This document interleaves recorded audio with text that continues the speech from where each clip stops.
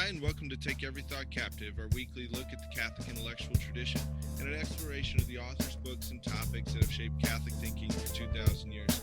My name is Jason Gale, and I'm joined this week by Dr. Richard Bulzacchelli, our lecturer in theology for Catholic Studies Academy. And today what we want to do is cover the legacy of John Paul II. We just celebrated his 100th birthday. And so what we want to do is kind of look at some particular aspects of John Paul II. There's just so much to cover because he was just such a giant figure, not just in church history, but in world history as well. And so Dr. Bulzacchelli is an expert in the thought of John Paul II. And so we thought we'd kind of try to narrow our scope in this podcast, looking at some different aspects of John Paul II, but I'm sure we'll grow and grow, and we'll do our best to stay on topic and all of that. So Dr. Bulzacchelli, to get us started, maybe kind of give us just, quick introduction to John Paul II with regards to kind of, and maybe the scope of what we want to cover specifically in this podcast. Sure. Well, there's a lot you can talk about with John Paul II, right? I mean, he was Pope for 27 years, something like that. I mean, it was a long reign as Pope, and before that, of course, he had an ecclesiastical and philosophical career. So, there's a lot you can talk about. We're not going to talk about. This isn't going to be a general overview of everything that he ever said or thought, right? But I think there are some important things to keep in mind about who he was. And I think that what we want to talk about in light of who he was were some of the really important contributions, right, that he made during the course of his papacy. Now, I had done a short YouTube video about what was his major contribution, and there, I picked one thing. And I'm not ready to die for the claim, right? But it was his theology of the body. But I don't really want to talk about that today. Sure. But arguments can be made that was very important, and the argument that I made that it was very important was that it sort of crystallized a couple of the important aspects of his thinking as a whole, right? That he was a personalist and a phenomenologist. So we'll talk a little bit about that. But I don't want to descend into a discussion of theology of the body. Right. Instead, what I think is really important for us in thinking about him as Pope, right, is to see that during his time in the throne of Peter, he stood in the breach. And while it's true, he certainly wasn't perfect. He wasn't beyond criticism. Nonetheless, right, and it wasn't that he didn't make mistakes. Some of them were fairly significant. But that all things considered, right, he was a man on a mission for the church, and he stood in the breach against a rising tide of secular progressive thinking that was even inside the church. Now, people who are very church aware would not be surprised at this news, but looking at things from the outside, imagining the church as, sort of, you don't think much about the church and you just think it's always been there. And you think, well, of course, it's the bulwark of the faith. Well, then it's not going to occur to you that, that even inside the church, there's all kinds of intrigue. Sure. And people pushing for agendas that are in some instances really antithetical to Christianity. And John Paul II was deeply aware of those tendencies and pushed against them at all levels, right? Inside the church, outside the church, in secular society, with thinking in terms of, what we find expressed in ostensibly Catholic institutions, right, from philosophy departments and theology departments. so that was a major thing for him, right? Yeah. And Uh, even when you think about, like the situation today, and we bring up, that the church is fighting the culture of death, and there's even those within the church that may hold, heterodox views, and just erroneous ideas and things like that. That's a lot different than what John Paul II faced when he became pope. I mean, the secular regimes that were on the outside. I mean, you're talking, full-fledged communism. You're talking crazy experimentations by people inside the church after Vatican II. It mhm. wasn't, we still have some of the lingering effects to that.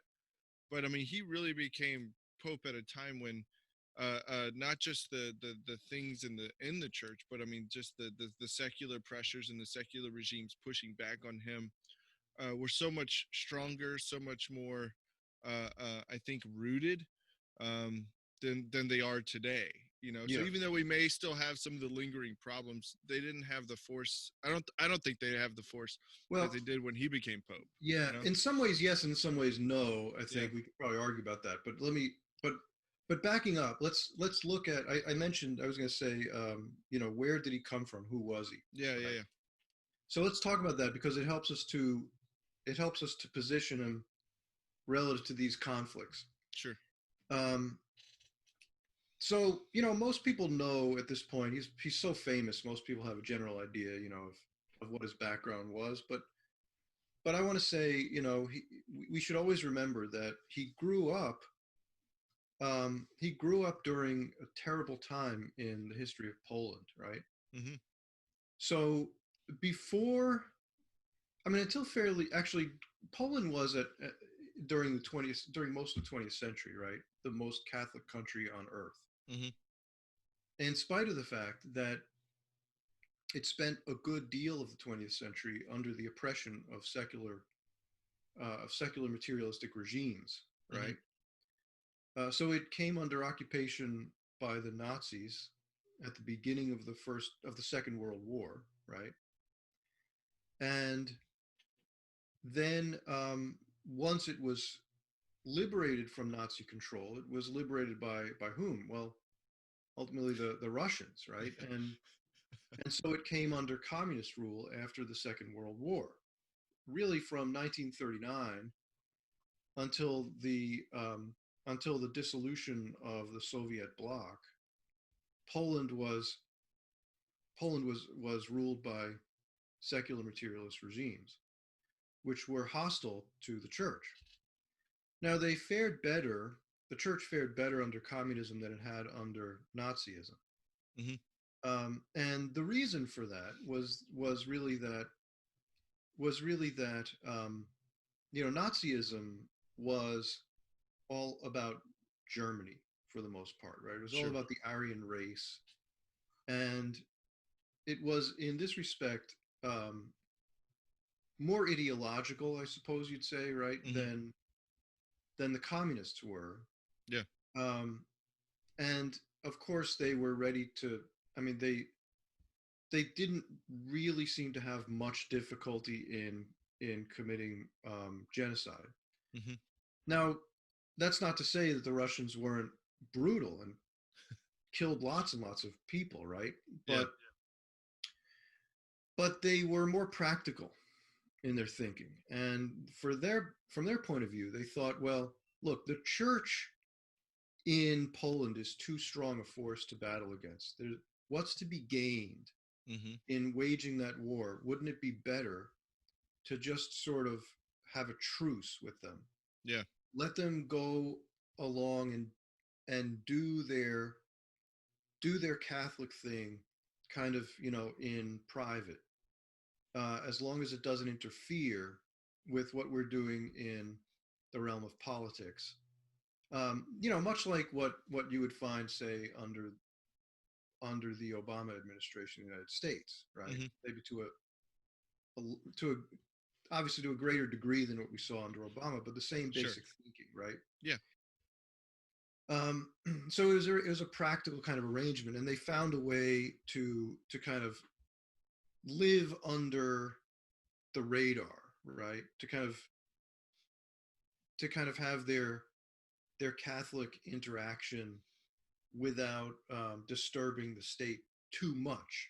Too much, But right? obviously, there are limits to that, Yeah, and inevitably, there are going to be times when the gospel and the gospel and Caesar will butt heads, right? yeah, That's going to happen because of course there are areas in which the gospel has implications when it comes to affairs of state, particularly when what the state wants to do is objectively evil, yeah. right? So that's kind of his historical situation, right? But now look at his philosophical situation. So Mm-hmm. he was, as I mentioned before, right? He was a personalist and he was a phenomenologist. Mm-hmm. And these are not identical ideas, but they're historically related. Sure. They're sort of coincident to each other for the most part. Both of these movements are predominantly, though not exclusively, outgrowths of a Judeo Christian philosophical tradition. Mm-hmm. Right? So you see the major figures that you find in both phenomenology and personalism tend to be, with some notable exceptions, like Heidegger, who was a Nazi, Right. right? But they tend to be um, Jews and Catholics for the most part, right? And in some instances, Jews who went on to become Catholics. Mm-hmm. So, right, you think of Martin Buber, who was a Jew, right? Right. You think of Max Scheler, who was a Right. Jew who became a Catholic, then eventually went off the deep end, but that's another story. Um, Edmund Husserl, who was a Jew, right? Edith Stein, who was a Jew and then became a Catholic, then died in a concentration camp at the hands of the Nazis. Right, so we could go on in this list, but they're almost all of them are Jews and or Catholics, Mm-hmm. right? Um, so what are they doing? Well, they're reacting to the philosophical world after Immanuel Kant. Right. So Immanuel Kant made metaphysics impossible, right? Because Everything is just appearances, right? yeah, Yeah. well, so everything, all we have is appearances to go by, and since he says, well, I don't know, I can't see beyond my appearances, right? Yeah. By definition, Yeah. Yeah. right? I can't see beyond my appearances, and so I can't. Once you accept this sort of scientistic empiricism, right? Sure. You end up with, well, look, I can't.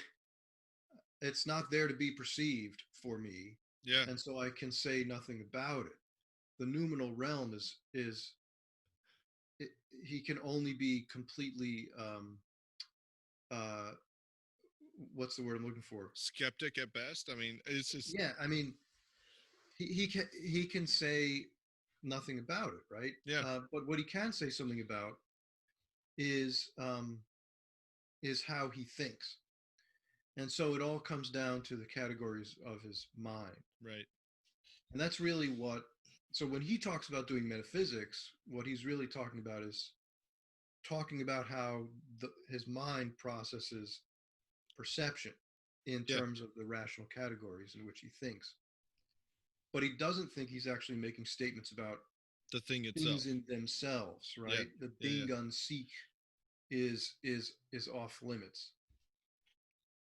So why don't the phenomenologists just say, yeah, let's forget about Kant and go back to the way things were before? Mm-hmm. That's the tendency, right? Right. And in Catholicism, you saw Neo-Thomism um, as basically doing that, right? I mean, they just said, yeah, some major mistakes were made at some point, starting with like Descartes, and maybe they'll say even earlier than that. We can trace it back to Sure. Occam or something, you know. And let's just unmake those mistakes. Mm-hmm. Those were wrong. Those were dead end roads, and rather than go down those, let's just trace back to where we were before we made those mistakes and move on from there. Mm-hmm. So why not that option? Well, I think the reason that we find among the phenomenologists is that they do think that there was some truth in what Kant was saying, right? That the questions that were asked were legitimate questions. Maybe they were poorly framed. Maybe Sure. they pointed us ultimately in the wrong direction. They were framed in such a way as to give rise to unworkable solutions or something. But this doesn't mean that real problems were not identified. Mm-hmm. And so they want to treat those problems on their own terms and find a way forward, not just like there's nothing to see here, there's no question to ask here, and let's just go back and do Thomism, right? Yeah. They wanted to confront those same problems that were being identified, um, and find a way forward that did not lead in the direction that things went after Immanuel Kant. Yeah, and it was, it was really like just killing the conversation. If you have a group that just says, well, we don't believe in, kind of a Thomistic metaphysics or anything like that, and another group saying, well, all we have to do is go back to a Thomistic metaphysics, it kind of kills the conversation. And so you had a group that wanted to say, okay, how can we give a satisfactory answer to these people that have these objections, and maybe they reject a Thomistic metaphysics or something like that? Is it possible? And that's the job of the philosopher. I mean, to be honest, I mean, that's the job of the philosopher, to say, is there a way that we can give satisfactory answers to these modern questions that are coming from maybe a Kantian viewpoint, uh, that'll satisfy them? Right. Yeah. I think that's a noble and a praiseworthy thing to take up. It's a huge task, I think, to take up. But yeah. It is, and I think that we would have to say that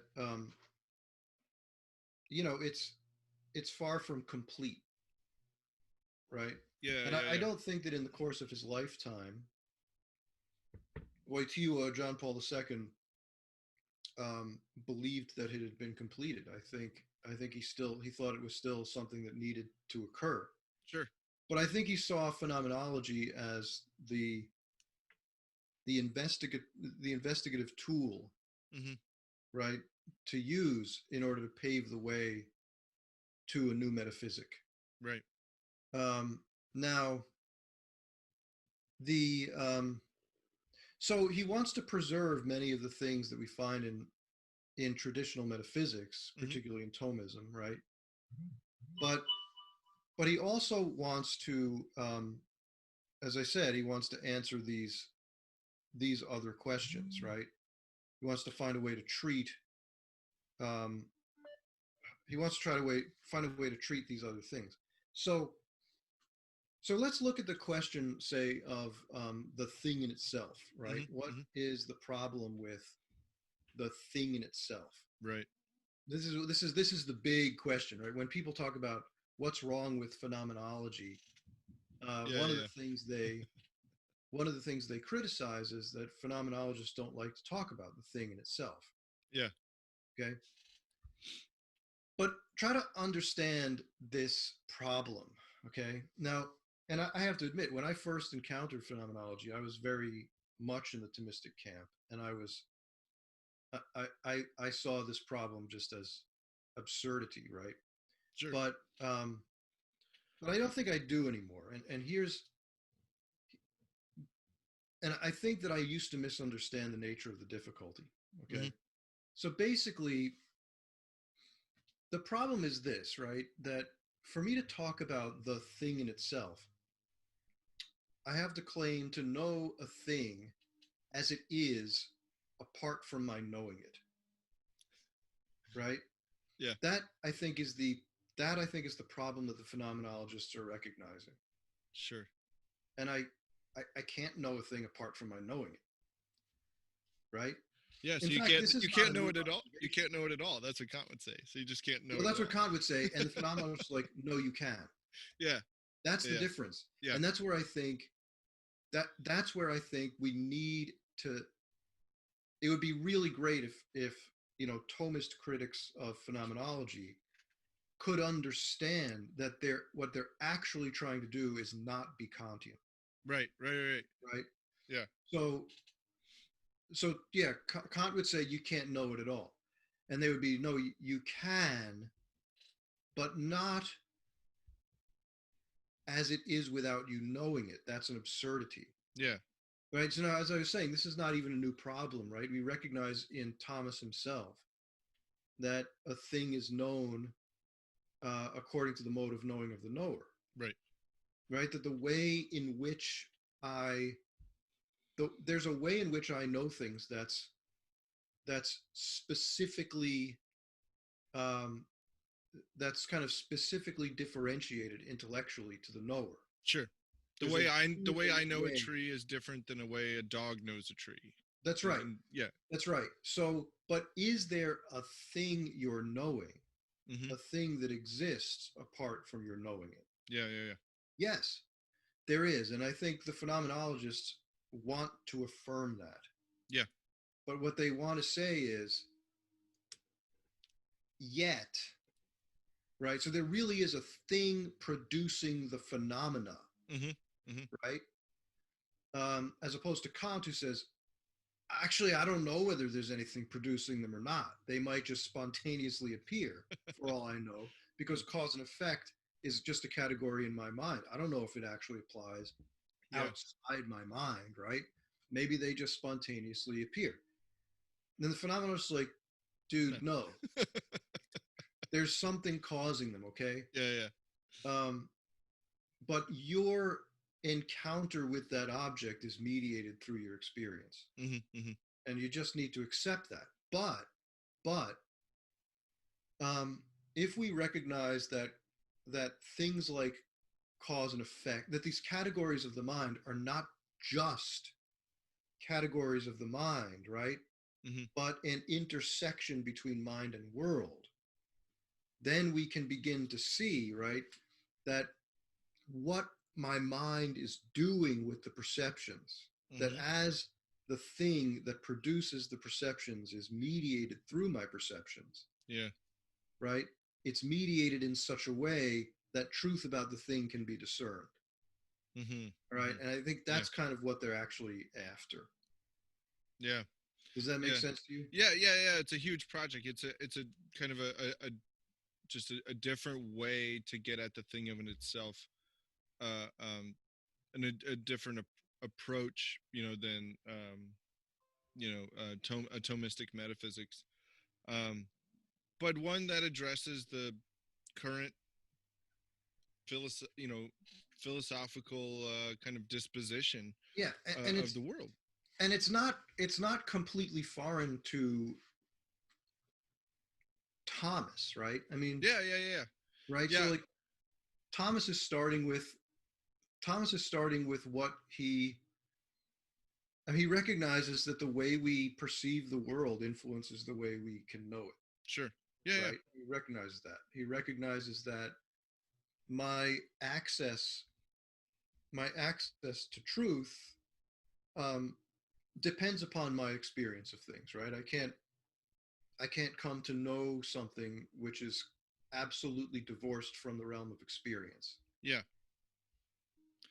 yeah, yeah. Even I mean, and again, this is something that's, you know like you said, this is something that's still being worked out. It's, interesting to be in this time, with regards to this. Even I remember hearing it was a lecture. I think it was by Peter Kraft. Yeah, yeah. Who was talking about, I think the title of the lecture was like Personalism, or, Uh, where he was trying to bring these two together.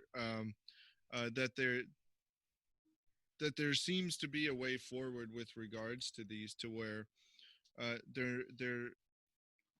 they differ, but they may not necessarily be contradictory. It's just that, especially the personalist side, needs to be developed a little bit Yeah, more. so the personalist side, as opposed to phenomenological, is probably the real, Yeah, to me, really the more difficult area when it comes to tensions with Thomism, right? So, and obviously there are people who would take up whatever position, right, with respect to these claims, sure. um, but but I think, to me, I've come to see phenomenology as I mean, maybe it's the kind of thing that Thomas would have been involved in had he been alive today. Hmm. I don't know. I don't know. What do Yeah. I know? But it seems to me, when I think about it, it's like, well, it does seem completely consistent, as I said, with his thesis that the thing is known according to the mode of knowledge of the knower, Yeah. right? Um, and that you start with experience and you build out from there, right? Hmm. To see what your experience can disclose. Phenomenology is basically doing that same thing, but with a great deal more awareness of certain problems Hmm. with knowledge and perception, right? That we derive largely from contemporary science, right? Right. Of which Thomas couldn't know anything, right? I mean, for Thomas, light was uh, was a medium for sight like air is for sound, Mm. right? And we know that that's not true anymore. And Right. because of the things we know about light, it affects what we can say about perception and so on and so forth, right? So there are all kinds of difficulties that contemporary science raises with respect to the sort of presuppositions we would have made before Hmm. and upon which some of our judgments would have been based, okay, when it comes to metaphysics. But that aside, okay, so one of the things, the real area of tension as I see it is with personalism. Hmm.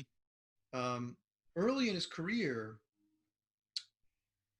Wojtyła had written an essay called Mystic Personalism. Hmm.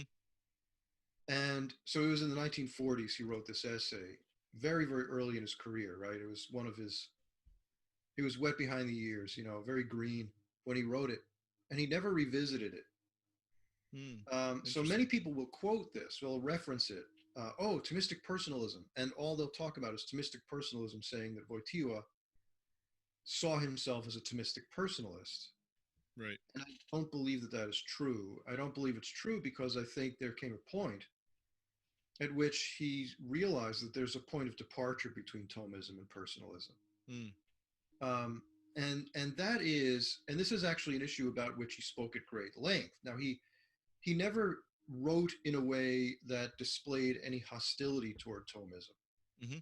I think he loved Thomas too much to do that, but he had strong disagreements with some of Thomas's views Hmm. concerning the person, right? So Thomas held essentially a cosmological view of the person, namely that the person is a part of the cosmos and exists for the sake of the perfection of the cosmos, right? So God wishes to make a cosmos in which Yeah. he displays his glory, and he does this by having these rational beings that can have the idea of God in their minds, can turn to him in worship, right? Some of them being elevated to grace and to glory and basking in the beatific vision, others not, and being punished for sin, Hmm. right? And in this way, right, the whole spectrum of the possible perfections of things that God could make is displayed, as well as God's um, God's mercy on the one hand in forgiving Hmm. and Hmm. restoring, right, and perfecting the elect, and on the other hand, God's wrath and justice in punishing the sinner, right? Hmm. And that this is the perfect cosmos as Thomas is thinking of it. Human beings exist so that God could do that in creation. That's not the way That's not the way Wojtyła sees creation. Right. We have the personalistic norm, right? Yeah, this personalistic norm, right? So the way Wojtyła sees God glorifying himself in creation, right, Mm-hmm. is that he creates a being that can reflect in itself God's own mode of existence and be aware of it, Mm-hmm. and consciously respond to God in love and worship, right? So this view does not presuppose the need for the reprobate, Right. right? Um, so that's what he sees as being the display of God's glory, right? So he sees then human beings not as ingredients, right, in this big soup, which is the perfect cosmos, and they play Right. their particular role. They are in this respect, according to Wojtyła's thinking, reduced, right, to that function, Right. that cosmic function. And that reduction of the person to a function is the very thing that personalism rails against. Right. That You know what I mean? the person is an end in and of created as an end in and of itself. It's not a means to the end of this perfect That's cosmos. right. And his language is very, very strong here. Yeah. Yeah. Yeah. Right? He applies it even to God. He says that basically saying the very idea of personhood would be violated Mm-hmm.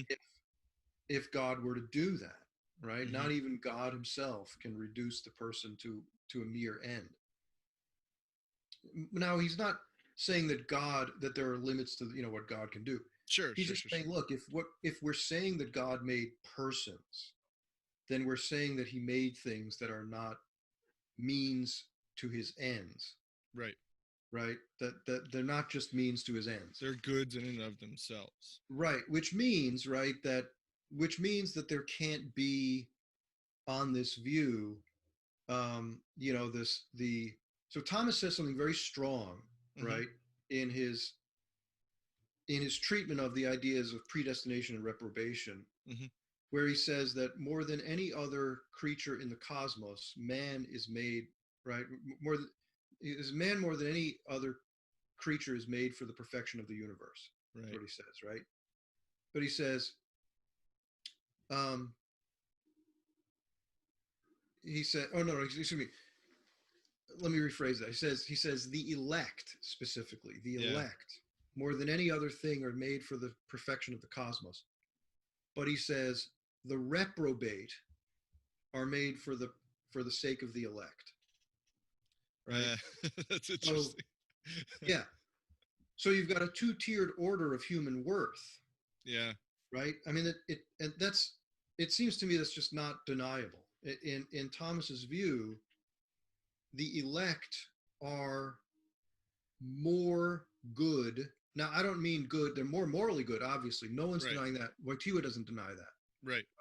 Wojtyła does not say people can't go to hell, and he doesn't say that everyone is morally good. Right.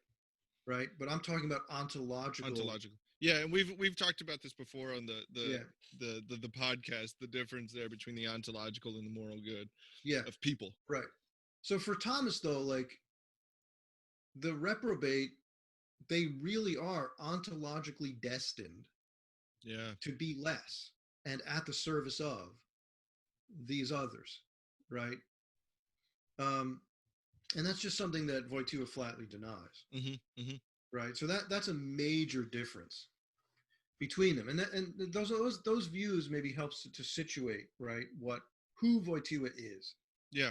Um, Yeah, and I think with with again looking at his his legacy from a broad perspective, uh, um, you could see how a lot of the things in his life, from his philosophical leanings or approaches, to just his life experience with the authoritative nature of Nazism and communism. and their treatment and reduction of the human person is just, Yeah, that's right. kind of just everything. It points to him really, I think taking up this tension between these two things and trying to come to a solution. You know, I think that, Yeah, again, it's a tough that's a tough thing to bring about, to bring together in a satisfactory way, and to answer yeah. the modern questions, of people without simply just saying, oh well, you just need to accept Thomistic metaphysics. Like, how can we answer people satisfactory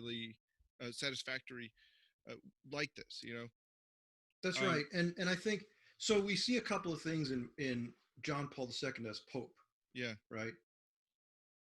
One is he made a lot of mistakes in terms of governance, right. um, and and those mistakes were actually carried over in many Hmm. ways by Benedict. Hmm. Um, they were of similar minds as far as this issue goes. Both of them lived under the authoritarian regimes of Nazism Right. in their youth. Um, but Benedict, fortunately was free of the communists after the war. Right, he was from Bavaria Right. rather than East Germany. But the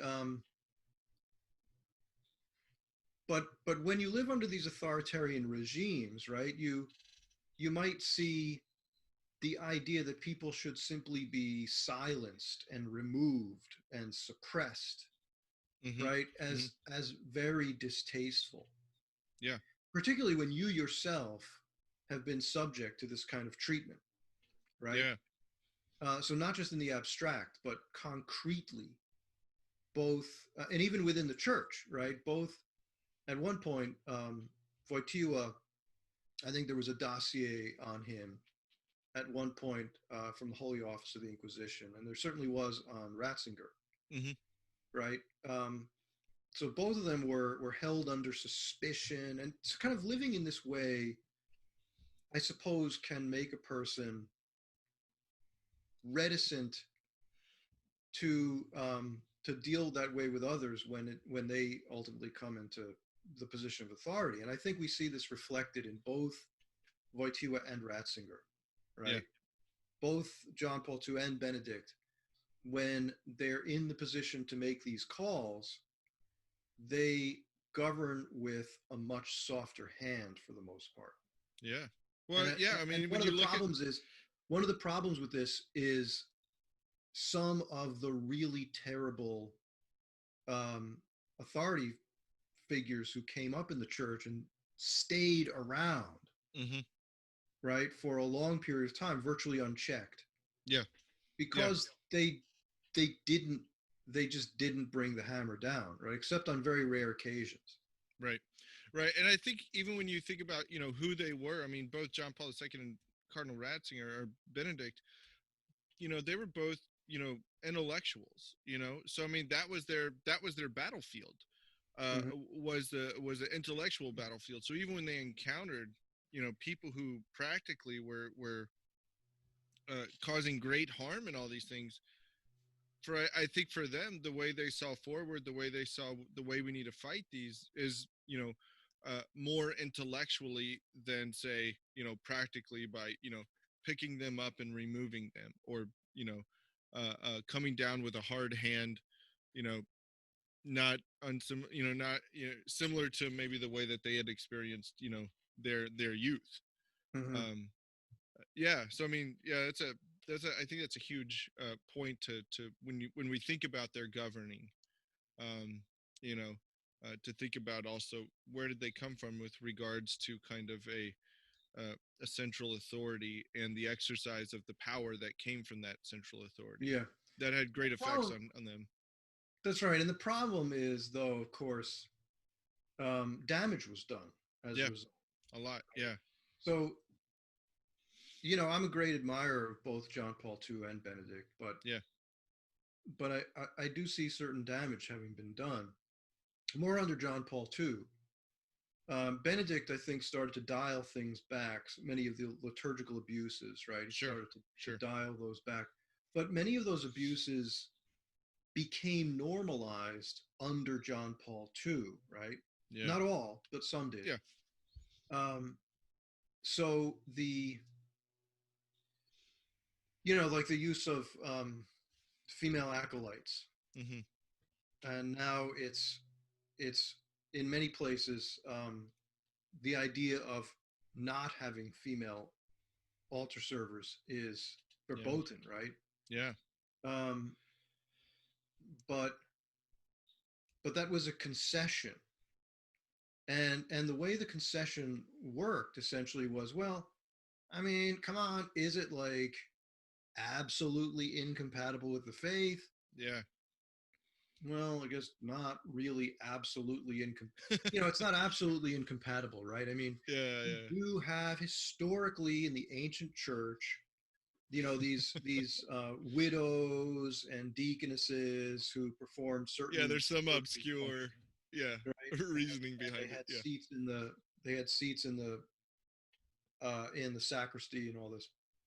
So um, in the sanctuary of the church and all, so they whatever, right? It's not complete. And of course, in female houses of worship, um, you might involve some of the sisters more than you otherwise would, Sure.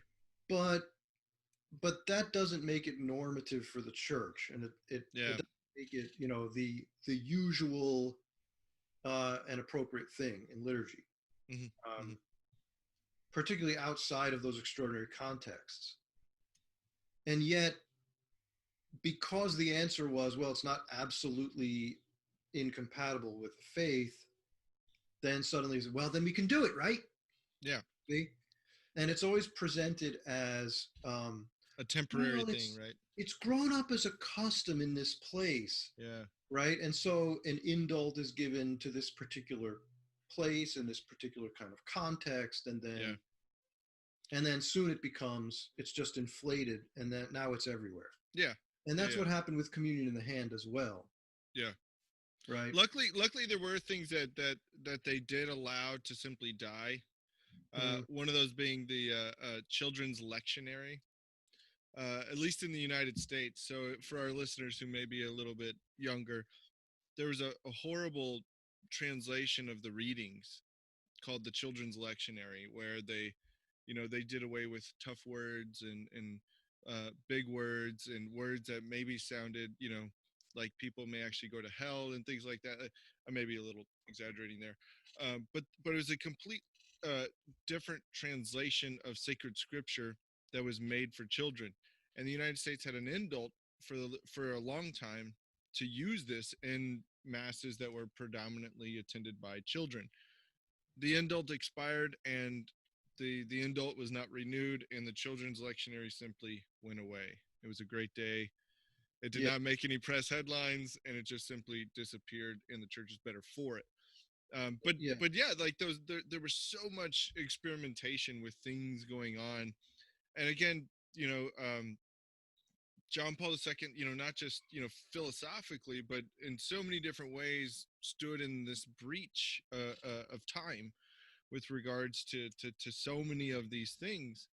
So but I think even when you look at, say, with even like philosophy and theology and stuff, he wasn't a subjectivist. Like, he still believed in things like per se evil. That's right. uh, So let's think about if what he saw as the fish that he needed to fry. I guess that's what we need to think about, right? yeah. So we can complain, and maybe rightly so, that a lot of bad things happen to the liturgy. Sure. Um, under his watch, right? While he was Pope, a lot of bad things happened in the liturgy. Now, a lot of those things had already happened before he showed up, Mm-hmm. but still, there was some worsening, but there were also some corrections, which some of which had liturgical effect, sacramental effect, but really had to do primarily with what he saw as the biggest problem facing the church at the time. And that's what I think we need to address. Now, we can we can argue about whether he was right or wrong in that judgment. Sure. Okay. And I know there are people who are going to say, look, what happens in the liturgy is the most important thing that happens in the church. And if you get that right, everything else will fall into place. If you get it wrong, you won't get anything else right. All right. I understand that argument. In fact, I'm sympathetic to it.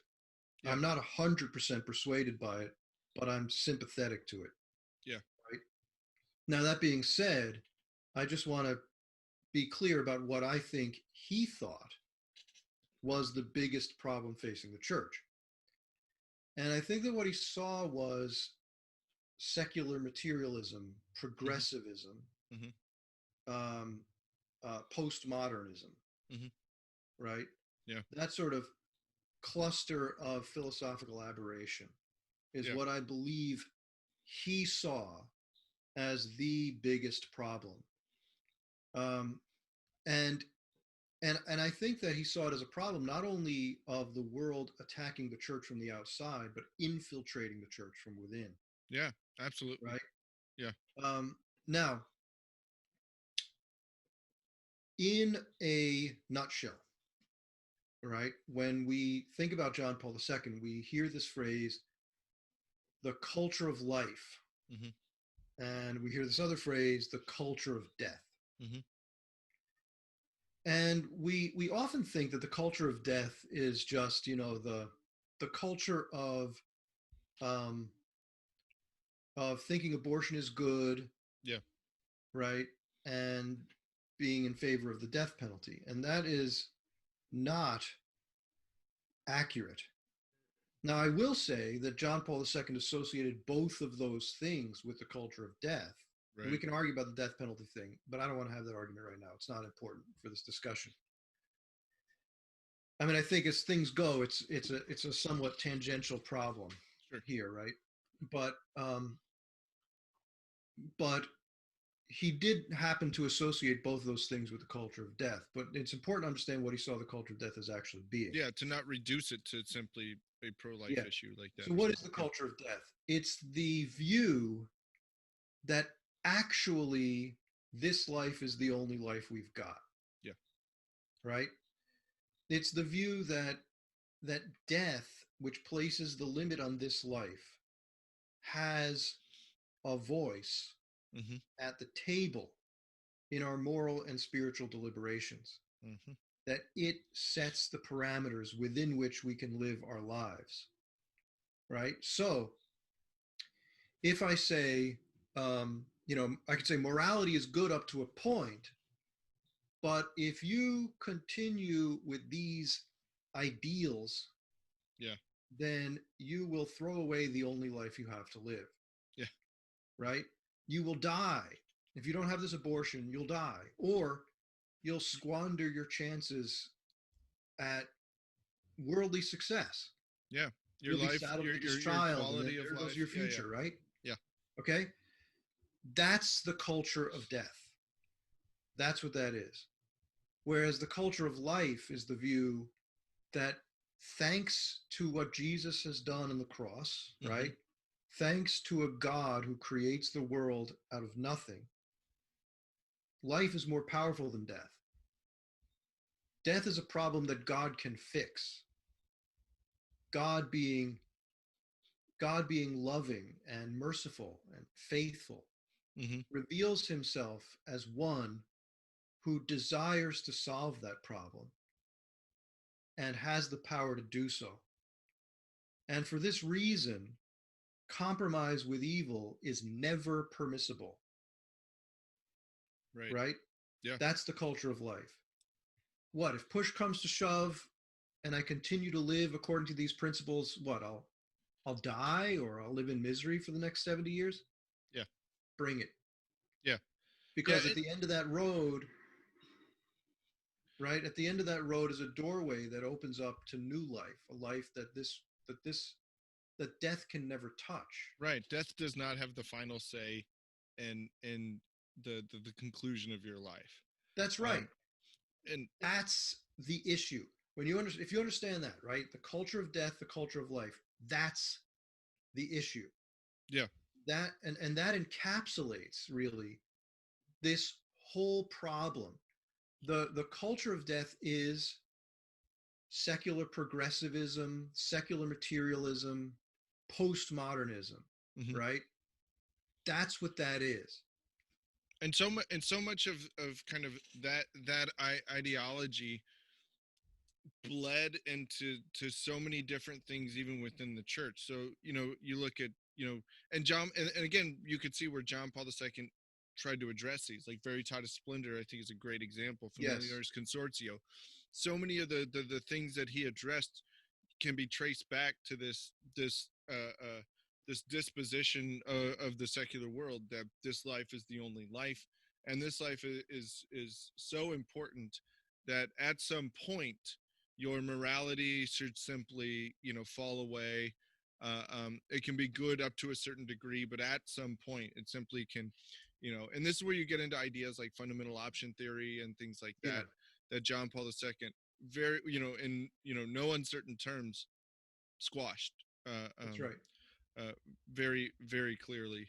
Um, so with regards to and I think or the other thing I was thinking about with him as well, something that I think we take for granted is even just uh, uh, the the foundations that we have as Catholics today that we rely so heavily on, Uh, are thanks to John Paul II. And I think one of them simply being like the Catechism.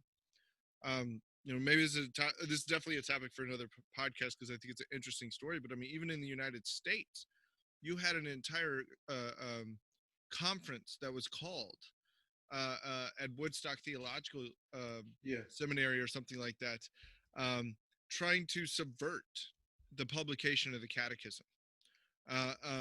Because and they went on, they had all these expert theologians and all this stuff trying to stop the publication of a catechism. But John Paul II brought that about. And now thanks be to God that we have this norm of teaching for us to rely so heavily on. So I mean, there's a lot there that points to John Paul II. Yes, he stands in the breach in trying to figure out this philosophical, all the philosophical issues and approaches and things like that. But with regards to this culture of life, culture of death thing, he really, I think you're 100% correct in pointing that this is what he saw as his main task.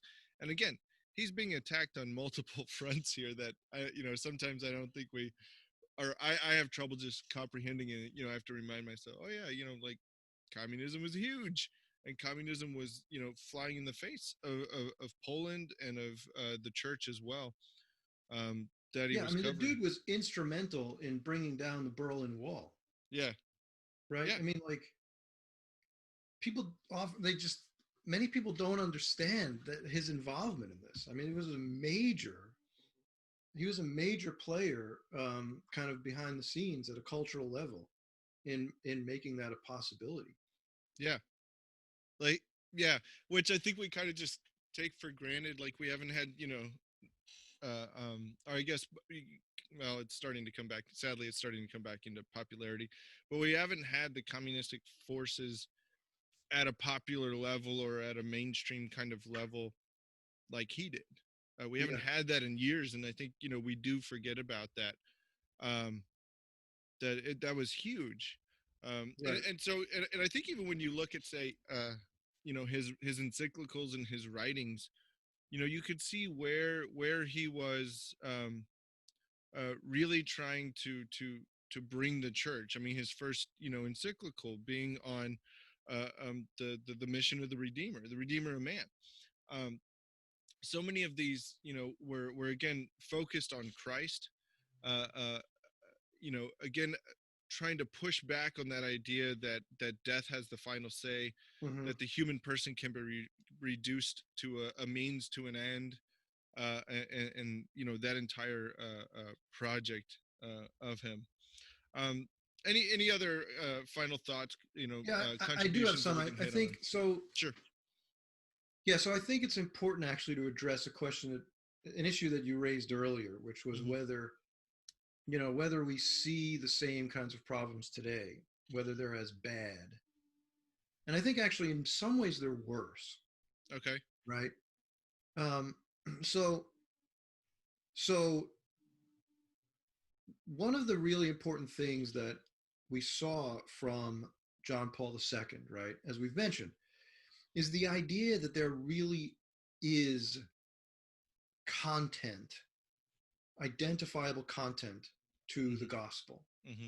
That if we're going to be Christian, it involves certain affirmations, affirmations from revelation and rational postures, right, that we have to adopt philosophically, regardless of our particular philosophical paradigm, broadly speaking. Sure. There are some that are off limits. Okay, so radical skepticism has no place in a Christian mind, right? Right. Materialism is not a Christian posture. You cannot be a Marxist, right, and be a Christian, right? So that doesn't mean you have to be a Thomist, but it does mean that you have to believe that there's more than just matter, right? It means that you have to believe that there is truth, that there's consistency in the structure of the world, and that the world is knowable to us, at least in some way, right? Those are things you have to affirm if you're going to be a Christian. Yeah, okay? And sadly, those have to be reaffirmed. Yeah, you have to believe in human nature. And believing in human nature, you then have to affirm that some things are appropriate to human beings. We call them good. And others inappropriate to human beings. We call them evil, right? That there are actions that we could take, which in taking constitute our own moral profile. I become morally good or morally bad on the basis of the actions that I take. In taking this action, I make myself the kind of person who would do this. Yeah. Right? I mean, that's the kind of person you are. How do I know? Well, you just did it. Right? Okay. It is that simple. Yeah. Okay. Yeah, it is. And we could talk for hours about the implications of this view and how they played out in various things that John Paul II did as Pope. Yeah. But these are some things that he affirmed strongly throughout the course of his papacy. Okay. However, today we've seen an introduction of ambiguity. Yeah.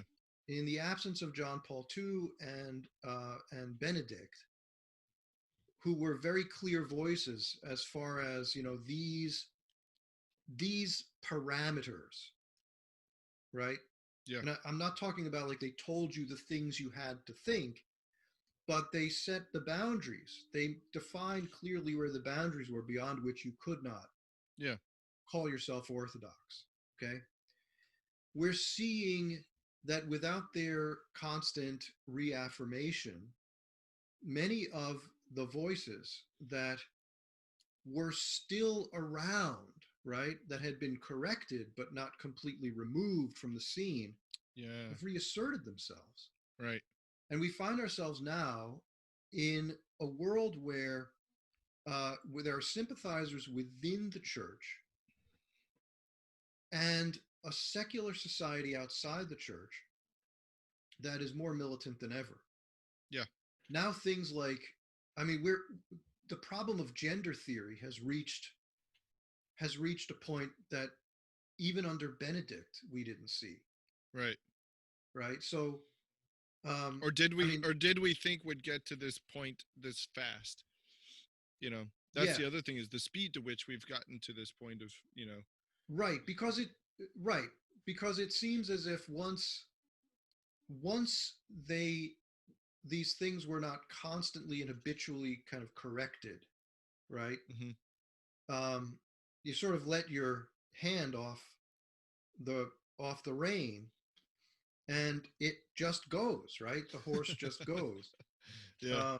And that, I think, is culturally what has happened. Again, it's not just inside the church, but outside the church. um, and and it affects inside the church. There are proponents for it, right? Absolutely. Yeah. It's important for us not to be naive to think that the things that affect the world do not affect the church. That the church is just this, some kind of island that is, magically immune, or even if you want to say supernaturally immune from the issues of the world. She may be preserved in the end, but that doesn't mean in the meantime she's not affected by these things, from within. This does nothing Right. to reduce her own holiness, um, but at the same time, it does take away from, I think, the profundity of her voice, um, to speak to these things exactly. Yeah. Um, So all I right, think yeah. I Go ahead. think if we don't appreciate what John Paul II Sure. did for the church, right? Then I mean, just imagine if he had never been there. Yeah. Imagine if now you might say, well, if he hadn't been there, somebody better would have been there. I don't know. Maybe, who knows? Maybe not. Right? Yeah. I mean, you don't have to think that the guy who's in the chair right now is the best choice that could Yeah. have been made. And you don't have to think that about Francis, and you don't have to think about John Paul II. But he was the Pope. And given certain alternatives, Right. um, I think we should be, in my own view, is we should be grateful for what he did. Yeah. If he had not intervened in the ways that he had, and I think he was uniquely positioned philosophically to address many of these problems. My own view is he was uniquely positioned philosophically to do it in a way that was intelligent. Mm-hmm. And I'm not saying other people are idiots or anything, but I mean, I think he was uniquely positioned to address the world in terms that actually did affect the cultural dialogue outside the church. Mm-hmm. I guess that's what I'm saying. Yeah, absolutely. And to good effect, at least in terms of stemming the tide that was flowing at the time. Yeah. For that, I'm very grateful for his papacy. All right, very good, Dr. Bulzacchelli. I think you've given our listeners, a lot to think about, a lot to consider, especially when you're talking about somebody as gigantic as John Paul II was. To look at his contributions in light of the secular regimes that have reared their ugly heads. Not necessarily something new, but something that is, around today. And so I want to thank all of our listeners. Check out all of our content over at CatholicStudiesAcademy.com. Dr. Bulzacchelli has all kinds of courses in theology that we can take over there. And in the meantime, God bless.